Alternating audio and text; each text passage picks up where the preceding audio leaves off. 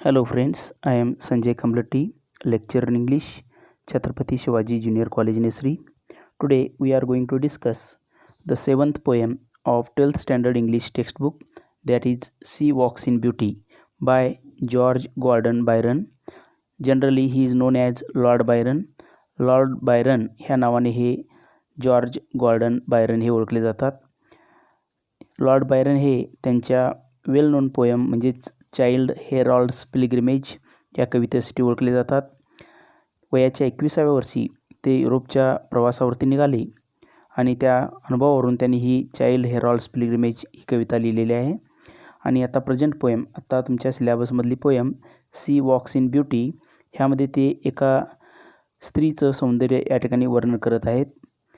ते फक्त एक्सटर्नल म्हणजे बाह्य सौंदर्याचं वर्णन न करता अंतर्मनात सौंदर्य, त्याचबरोबर त्यांचे सद्गुण ह्याचं देखील या ठिकाणी वर्णन करत आहेत.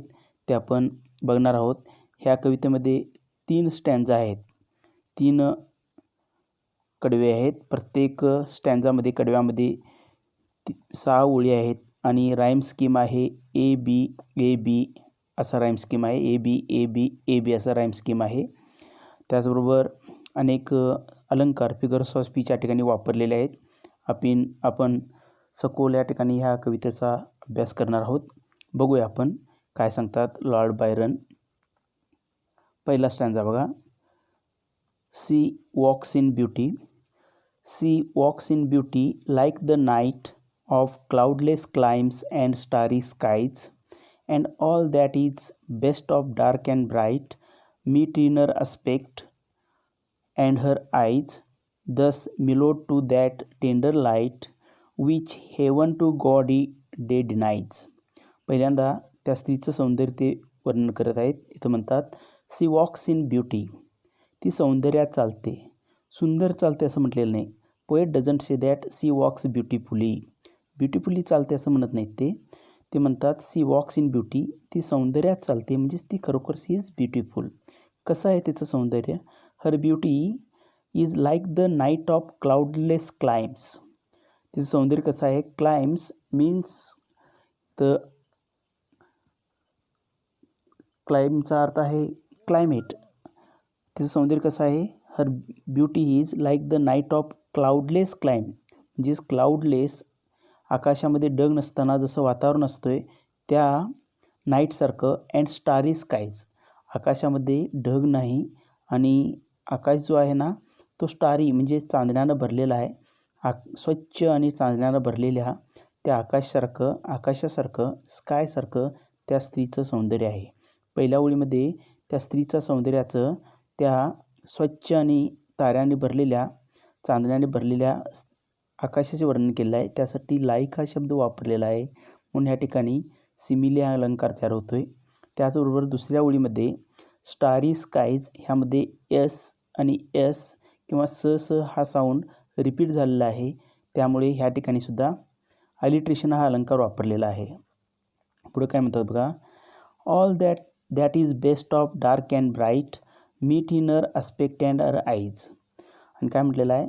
तो स्काय कसा आहे? स्वच्छ आहे, आकाशात तारे आहेत, क्लाउड्स नाहीत, ढग नाही, अशा आकाशासारखं ती स्त्री सुंदर आहे. And that is best of dark and bright, आणि ह्या रात्री डार्क म्हणजे अंधार आणि ब्राईट म्हणजे शुभ्रता ह्यांचं बेस्ट म्हणजे कॉम्बिनेशन झालेलं आहे. त्याचं जे प्रमाण जे आहे डार्कनेस आणि ब्राईटनेस हे सगळ्यात उत्कृष्ट असं मिश्रण म्हणजे कॉम्बिनेशन त्या रात्री दिसून येते. अशा रात्रीसारखं ते सौंदर्य आहे. Meet in her aspect and her eyes, आणि तिच्या सौंदर्यामध्ये म्हणजे आस्पेक्ट म्हणजे इथं वर अर्थ दिलेला आहे फीचर्स म्हणजे वैशिष्ट्य, ते शरीर वैशिष्ट्य सौंदर्य आणि तिचे डोळे ह्याचं मिश्रण कसं आहे? आस्पेक्ट म्हणजेच तिचे फीचर्स म्हणजे तिचं सौंदर्य, आणि आईज डोळे ह्यांचे कॉम्बिनेशन जसं डार्क आणि ब्राईटमध्ये कॉम्बिनेशन असावं त्याचं ह्या ठिकाणी ते सौंदर्याचं आणि डोळ्यांचं सुद्धा कॉम्बिनेशन आहे. Thus mellowed to that tender light which heaven to gaudy day denies. पुढं म्हटलेलं आहे तिचं सौंदर्य कसं आहे? दस मिलोडचा अर्थ त्यांनी इथं दिलेला आहे मेड स्मूथ अँड सॉफ्ट, म्हणजेच सौंदर्य हे स्मूथ, कसं चांदण्या रात्रीसारखं ते सौंदर्य स्मूथ आहे, तर कसं नाही आहे. Which heaven to gaudy day deny. गॉडीचा अर्थ आहे ब्राईट अँड सुती, म्हणजे शुभ्र दिवसा तो सूर्यप्रकाश किंवा दिवसाचा जे उजेड असते ना, स्वच्छ म्हणजे सूर्यप्रकाश जो असतो ना, तसं सौंदर्य तिचं नाही आहे. तर चांदण्या रात्रीसारखं सौम्य अशा प्रकारचं सौंदर्य आहे. म्हणजेच गॉडी डे जो असतोय, शुभ्र असा प्रकाशित जो दिवस असतोय, तशा प्रकारचं त्या स्त्रीचं सौंदर्य नाही आहे. तर चांदण्या रात्रीच्या प्रकाशासारखं सौंदर्य आहे असं कवी म्हणतोय.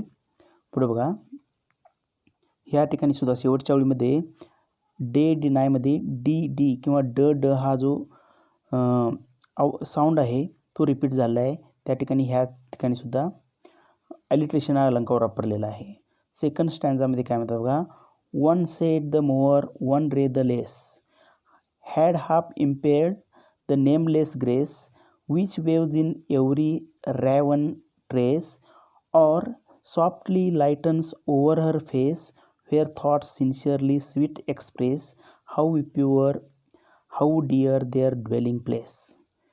पुढच्या ओळीमध्ये त्यांनी परत सांगितलं आहे की one shade the more one ray the less, म्हणजेच एखादा सेड म्हणजेच जरी थोडंसं रंगछटा वाढवले किंवा वन रे द लेस किंवा एखादा किरण जरी प्रकाशाचा कमी केला किंवा डार्कनेस थोडंसं जरी वाढवलं तरी चालणार नाही. म्हणजे एवढं परफेक्ट कॉम्बिनेशन त्या रात्री आहे.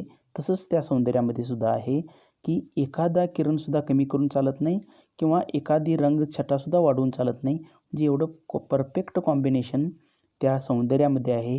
Had half impaired the nameless grace, म्हणजेच थोडंसं एखादा किरण कमी केला किंवा एखादं रंगछटा जरी वाढवलं आपण, तर हॅड द हाफ इम्पेअर्डचा अर्थ आहे वीकन किंवा लेसन, म्हणजे कमी करणे. म्हणजे निम्म सौंदर्य त्या स्त्रीचं कमी होईल. कुणाचं? नेमलेस ग्रेस म्हणजेच सौंदर्य. त्या स्त्रीचं सौंदर्य जे आहे ना नेमलेस म्हटलेलं आहे, कारण here he is not speaking about the particular woman or lady.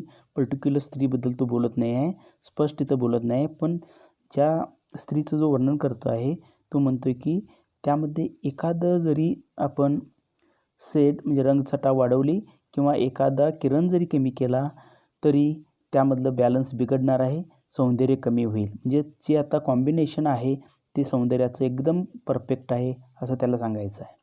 Which waves in every raven tress, or softly lightens over her face. पुढे म्हणतो बघा, which waves in a raven tress. सौंदर्य जे आहे ना, इथं अर्थ आपण रॅवन म्हणजे डोमकावळा आणि ट्रेस याचा अर्थ आपण लॉक ऑफ हेअर किंवा आपण मराठीमध्ये बट म्हणतो केसाचा. पुढे म्हणतो आहे विच वेव्ज इनर रॅवन ट्रेस, म्हणजेच केसाचं बट जो आहे ना तिच्या कपाळावरती आपल्याला दिसतो आहे. और softly lightens over her face, त्यामुळं त्या बट जो आहे ना काळ्या रंगाचा, रॅवनसारखा दिसणारा, डोमकावळ्यासारखा दिसणारा केसाचा बट, त्यामुळं तिच्या चेहऱ्यावरती लाइटन म्हणजे शुभ्रता जो आहे ना जास्त उठून दिसते आहे. Over her face, where thoughts sincerely sweet express, how pure how dear their dwelling place. पुढे म्हटलेलं आहे तिच्या चेहऱ्यावरती वेअर थॉट्स, तिच्या चेहऱ्यावरती असलेले जे विचार आहेत, दिसून येणारे विचार जे आहेत, एक्सप्रेशन्स जे आहेत, serenely sweet express. Serenely means quietly means calmly means tranquilly means शांतपणे.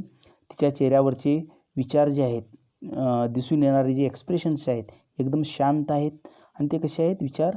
चेहऱ्यावरती दिसून येणारे एक्सप्रेशन्स प्युअर शुद्ध, डिअर प्रिय, how pure how dear their dwelling place is. ह्या चेहऱ्यावरती दिसून येणारे जे शांत विचार आहेत त्यांचं राहण्याचं ठिकाण किती शुद्ध आणि किती प्रिय आहे म्हटलेलं आहे. ते विचारांचं राहण्याचं ठिकाण म्हणजे कुठं आपण अर्थ घ्यायचा आहे? फेस, चेहरा. ह्या चेहऱ्यावरती दिसून येणारं जे विचार आहेत त्या विचारांचा ड्वेलिंग प्लेस, ड्वेलिंग म्हणजे राहण्याचं ठिकाण, त्या विचारांचं राहण्याचं ठिकाण म्हणजेच तो चेहरा किती चांगला आहे, शुद्ध आहे असं त्याला म्हणायचं आहे.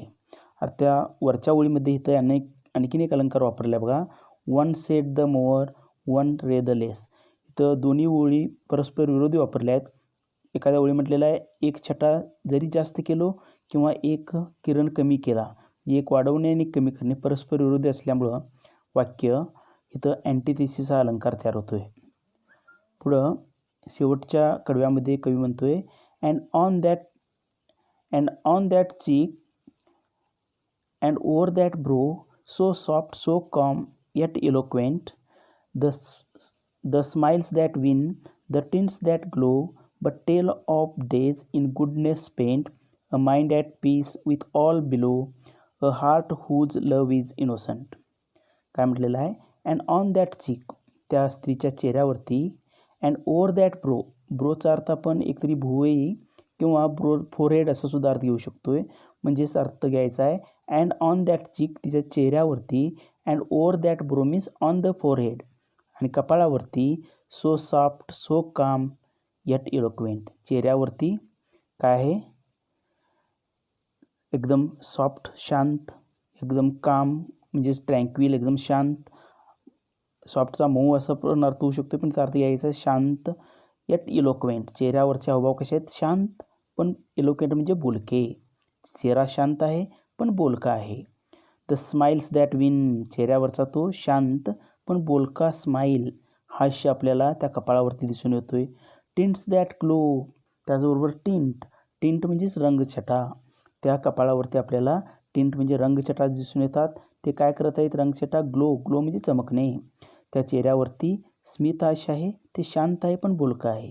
टिंट म्हणजेच जो रंगछटा आहे, रंग जो आहे तो चेहऱ्यावरचा कसा आहे, कॉम्प्लेक्शन म्हणतो आपण त्याला, चमकदार रंग असा आहे, आकर्षक रंग आहे, चेअरफुल असा तो चेहरा आहे.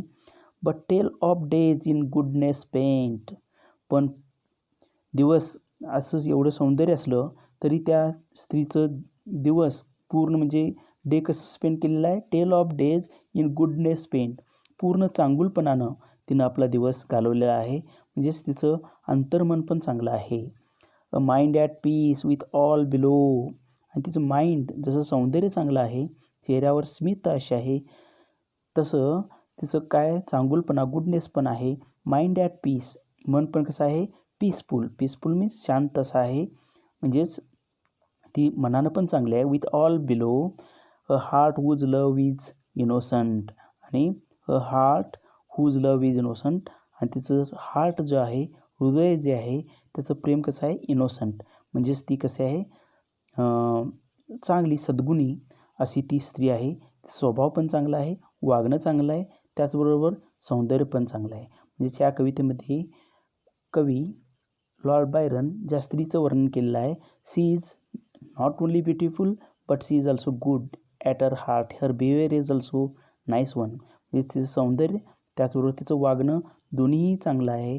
म्हणून कवी ह्या ठिकाणी आज कदाचित त्याला असं सांगायचं आहे, फक्त मानवाचं शरीर म्हणजे एखाद्या स्त्रीचं किंवा आपलं शरीर हे चांगलं असावंच, त्याचबरोबर आपलं मन देखील इनोसंट निष्पाप, त्याचबरोबर चांगलं असावं असं त्याला सांगायचं आहे. परत कविता वाचा, परत व्हिडिओ बघा. कविता तशी सोपी आहे, आपल्याला समजेल. Thanks for watching.